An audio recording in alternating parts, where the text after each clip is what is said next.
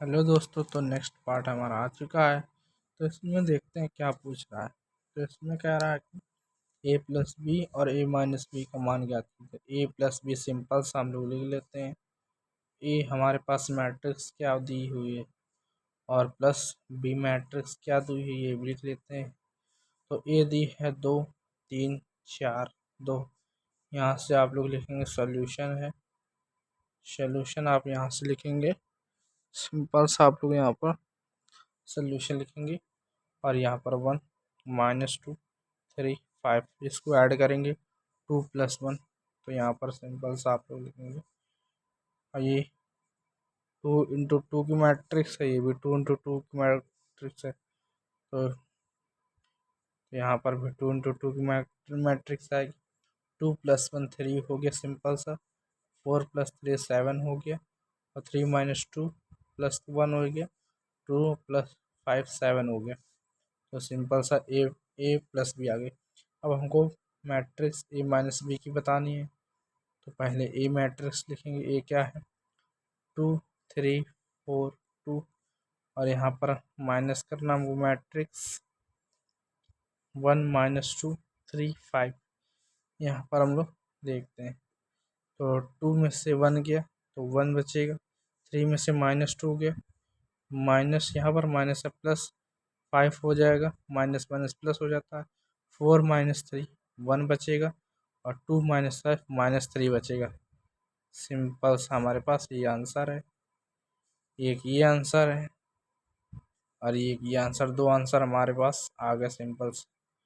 ऐसे आप बोर्ड में करें तो आपके नंबर अच्छे आएंगे। तो अगला नंबर देखते हैं क्या है। तो अगला सवाल हमने लिख लिया है। तो मैं सवाल को सॉल्व करता हूँ। तो इसमें दिया हुआ है यदि y बराबर a cos theta plus b sin theta है तो सिद्ध कीजिए कि d² y/dx² बराबर -y। तो यहाँ पर देखिए, यहाँ से मैं लेता हूँ सोल्यूशन। आप लोग यहाँ से लिखेंगे, सोल्यूशन करेंगे इसका सिंपल वे से। तो यहाँ पर लिख लीजिए पहले y बराबर a cos theta plus b sin theta आप लोग लिख लीजिए। अब यहाँ से लिखेंगे x के सापेक्ष, क्योंकि यहाँ पर x लगा है। x के सापेक्ष अवकलन करने पर आप लोग लिख लीजिए अवकलन करने पर।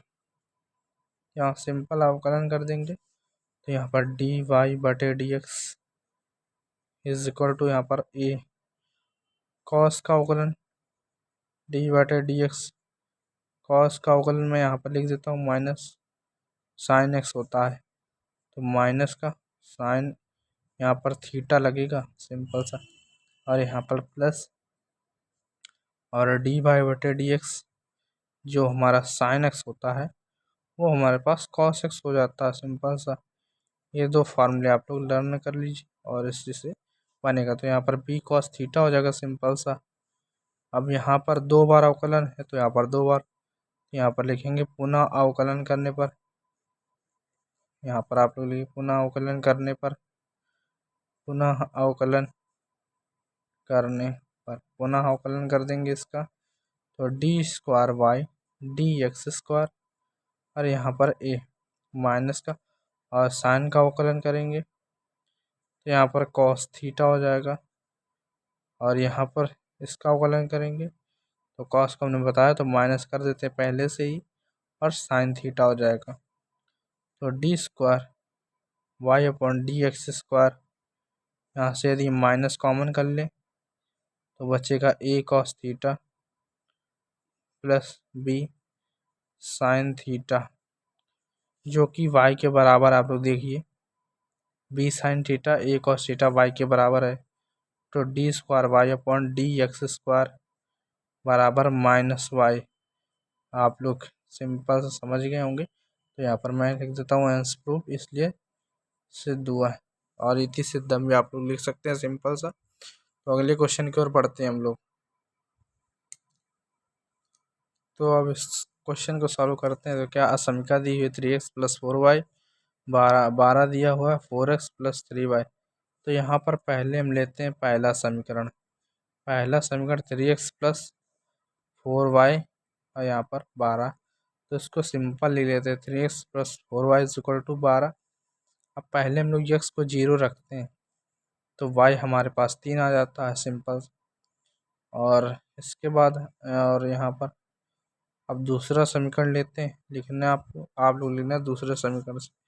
यहाँ पर 4x प्लस 3y ग्रेटर, तो यहाँ पर 4x प्लस 3y सरलीकरण कर लेंगे 12। तो x बराबर 0 रखेंगे तो y बराबर 4 आ जाएगा। तो बिंदु हमें मिले 0,3 और यहाँ पर 0,4 सिंपल से। तो यदि हम दोनों समीकरण को सॉल्व करें तो ग्राफी विधि से हल करना था, तो 3x प्लस 4y बराबर 12 मान लेते हैं और 4x प्लस 3y बराबर 12 मान लेते हैं। तो यदि एक समीकरण को हम बनाना चाहें तो इसमें हम मान लो 3 से गुणा कर देते हैं, 3 से कर देंगे 12 हो जाएगा। यहाँ कितने से करें, 4 से करें तो ये भी 12 हो जाएगा। तो 9x 12y बराबर 12 दूनी 12 36, 4 से गुणा 4 चौक 16x और प्लस 12y 12 चौक 48, यहाँ घटा देंगे माइनस माइनस माइनस, ये कैंसिल हो जाएगा। तो ये हमारे पास आ जाएगा सिंपल सा 7x माइनस का, और यहाँ पर हो जाएगा 4 8 माइनस 12 ही बचेगा सिंपल सा। तो माइनस माइनस कैंसिल, तो x बराबर 12/7। तो y हमारे पास कितना हो जाएगा, तो समीकरण एक मान लो ये है, तो 3x plus 4y equal to 12 है। तो x का मान रख देते हैं, 3 गुणते 12/7 और प्लस 4y इक्वल टू 12, पक्षांतर कर देते हैं 4y, 12 में 12 12 3 36/7, तो 12 6 72, 12 7 गुणा कर लेंगे तो 4y 7 दूनी 14 1 7, 12 से 84 माइनस 36/7। तो y बराबर यहाँ पर आ जाएगा, यहाँ पर 8 आ जाएगा, और यहाँ पर 7 में से 3 गया 5 और 7 गुणे 4, तो ये आ जाएगा हमारे पास 4, क्योंकि यहाँ था तो 4 बटे में ले गए, 2 से कटे गए, तो यहाँ पर आ जाएगा सिंपल से 2 से काटेंगे, 2 से काटेंगे सिंपल सा, 2 दूनी 4 2 में 18। तो y का मान हमारे पास आ जाएगा 29/14। y का मान जो आएगा 29/14। तो इसका मान जो हमारे पास निकला है, x का मान लिखना है 12/7 और y का मान निकला है हमारे पास 29/14, 29/14। तो इस तरह से, तो यहाँ पर गड़बड़ हो गई हमारे क्वेश्चन में। तो यहाँ पर 4 बचेगा सिंपल सा, 48 बचेगा। तो यहाँ पर था हमारे पास 4, तो 4 से कटेगा तो 4 एकम 4, 4 दूनी 8 12/7, यहाँ पर भी होगा 12/7, 12/7 हो जाएगा। तो x का मान हमारे पास 12/7 और y का मान भी 12/7 सिंपल सा आ जाएगा। तो x y के मान हमको निकालने थे, बस ये हमारा आंसर हो जाएगा। तो इसको बिंदु क्या बनेंगे, 12/7 कॉमा 12/7, ये हमारे पास पॉइंट आ गए। तो ये हमारे रेखीय समीकरण। अगला क्वेश्चन आगे, तो इसमें हम लोग एक फार्मूला लगाएंगे, जो कि फार्मूला कुछ इस प्रकार से है। जो हमारे पास ए बी होता है और ए बी इनवर्स होता है, ए बी इनवर्स जो होता है वो आई के बराबर होता है। आइडेंटिटी मैट्रिक्स है। आई जो है तत्समक आव्यूह है, तत्समक आव्यूह है। आई जो है हमारे पास तत्समक आव्यूह है। अब यहाँ से हम लोग ए इनवर्स से गुणा करा देते हैं दोनों पक्षों में, तो ए इनवर्स ए बी और यहाँ पर ए बी का होल इनवर्स, यहाँ पर आई ए इनवर्स से हम लोग मल्टीप्लाई करा लेते हैं। तो जो ए और जो हमारे पास ए और ए इनवर्स यदि हो तो वो आई के बराबर हो जाता है सिंपल सा। तो यहाँ पर हम लोग देखते हैं कि जो ए इनवर्स है वो आई के बराबर हो जाएगा, मतलब जो हो जाएगा वो बी के बराबर। तो यहाँ पर हो जाएगा आई बी, और ये हो जाएगा ए बी का होल इनवर्स, ए बी का होल इनवर्स, और यहाँ पर हो जाएगा आई इंटू ए इनवर्स। आई से आई कैंसिल हो जाएगा, अब यहाँ से बी इनवर्स से मल्टीप्लाई करा देंगे। तो यहाँ पर बी दोनों पक्षों में बी इनवर्स से मल्टीप्लाई करा देंगे। तो ए बी का इनवर्स, यहाँ पर ए इनवर्स ऑलरेडी दिया हुआ है, और हम लोग जानते हैं कि ए ये तो बी इनवर्स बी आई के बराबर होगा। तो इसका मान आई आ जाएगा, इसका मान आई आ जाएगा। तो यहाँ पर बचेगा ए बी इनवर्स बराबर A inverse B inverse, simple सही आ जाएगा। और ये आ जाएगा और सिंपल। और इसके बाद ये ए बी आइडेंटिटी मैट्रिक्स से किसी से गुणा कराओ तो वही आता है। तो ए बी का इनवर्स जो हमारे पास सिंपल सा बी इनवर्स ए इनवर्स लिखा जा सकता है, इसलिए हमारे पास हेंस प्रूव्ड हो गया। ये प्रॉपर्टी इसमें यूज हो रहा है कि ए आई मतलब आई से किसी से भी गुणा करा लो, जैसे ए बी से इनवर्स से गुणा कराओ तो हमेशा इससे कोई फ़र्क नहीं पड़ता, तो वो आंसर उतना ही आता है। तो यहाँ पर ए बी इनवर्स ही रहेगा, तो इसलिए हमारे पास सिद्ध हुआ। तो आप लोग यहाँ लिख सकते हैं हेंस प्रूव्ड। सिंपल से प्रॉपर्टी यूज भाई आप लोग देख सकते हैं। यदि ए इनवर्स कट जाएगा तो हमारे पास आई बचेगा, आई और बी बचा, फिर इसको उतार दिया, फिर आई से आई कैंसिल कर दिया, ए बचा, और फिर यहाँ से बी इनवर्स से मल्टीप्लाई करा दिया दोनों पक्षों में, बी इनवर्स से मल्टीप्लाई करा दिया सिंपल से। तो यहाँ पर आई ये आई बन जाएगा सिंपल से A B inverse A B का होल इनवर्स और ए इनवर्स बी इनवर्स। और आई से किसी से गुणा कराते हैं तो आई से कोई फर्क नहीं पड़ता, ए बी इनवर्स रहता है, मैंने बताया भी। तो ए बी का होल इनवर्स बराबर B inverse minus into A inverse रहेगा। तो ये क्वेश्चन सॉल्व हुआ। अगला क्वेश्चन देखते हैं हम लोग। तो इसमें पूछा गया कि एक्स बराबर ए क्यूब टी और वाई बराबर बी क्यूब टी बराबर पाई बाई 2 पर स्पर्शरेखा की ढाल याद कीजिए। तो सिंपल सा यहाँ पर मैं कर देता हूँ, जैसे यहाँ पर टी के सापेक्ष अवकलन कर देता हूँ, तो D x upon D T, और ए कांस्टेंट है यहाँ पर 3, यहाँ पर आ जाएगा साइन स्क्वायर टी, और साइन स्क्वायर टी अब साइन का करेंगे तो डिफ्रेंशिएशन कॉस टी होता है।